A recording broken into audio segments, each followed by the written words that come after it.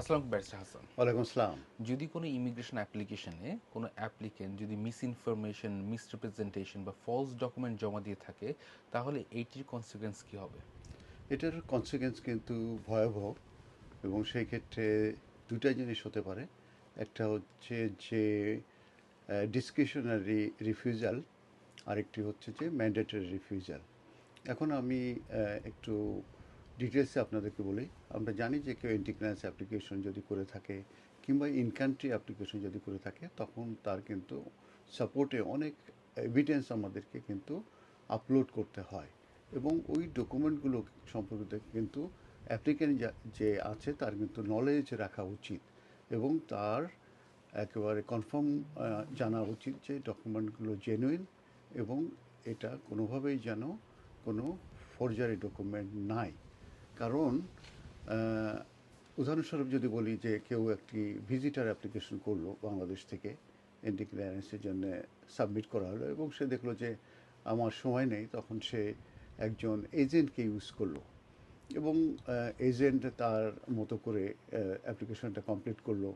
সেটা হয়তোবা তার কাছে পুরো ইনফরমেশন ইনস্ট্রাকশন না নিয়ে করে ফেললো এবং অনেক ডকুমেন্ট সাবমিট করলো যেগুলো হয়তোবা ওই যে ভিজিটর অ্যাপ্লিকেন্ট তারও জানা নাই। তো এই এই ধরনের সিনারিওতে যেটা হয়ে থাকে সেটা হচ্ছে যে ওই home office entry clearance officer যখনই ফাইন্ড আউট করবে যে এটা ফর্জারি ডকুমেন্ট কিংবা ইনফরমেশন সঠিক নেই কিংবা সিরিয়াস মিস্টেক আছে, তখন কিন্তু অ্যাপ্লিকেশনটা কিন্তু রিফিউজ করে দেবে।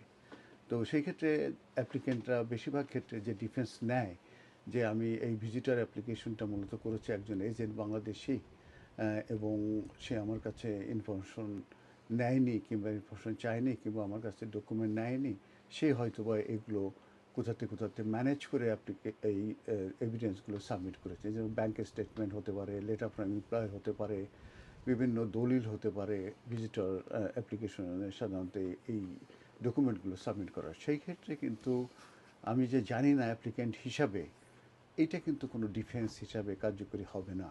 কারণ এজেন্টের মাধ্যমে অ্যাপ্লিকেশন করা হয়েছে এবং সেখানে যদি এই কী বলে ফলস ইনফরমেশন থেকে থাকে কিংবা যদি ফলস ডকুমেন্ট থেকে থাকে কিংবা কোনো সিরিয়াস মিস্টেক থাকে, সেই ক্ষেত্রে কিন্তু এটা রিফিউজ হয়ে যাবে।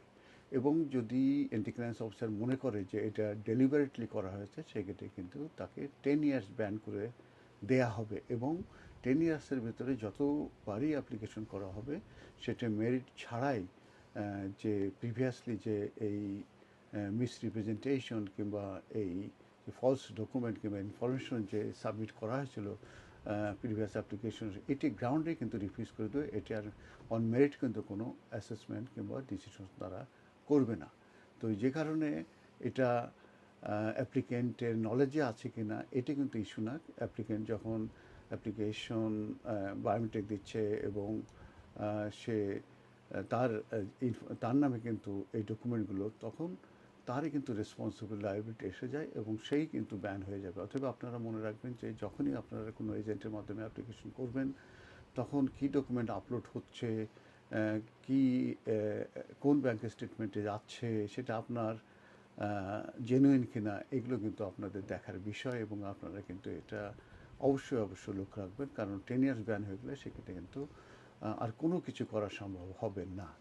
তো এই ব্যাপারে আমি আরও কিছু ভিডিও আমি করব, সেটা আপনারা পরবর্তীতে আরও দেখতে পাবেন। ধন্যবাদ।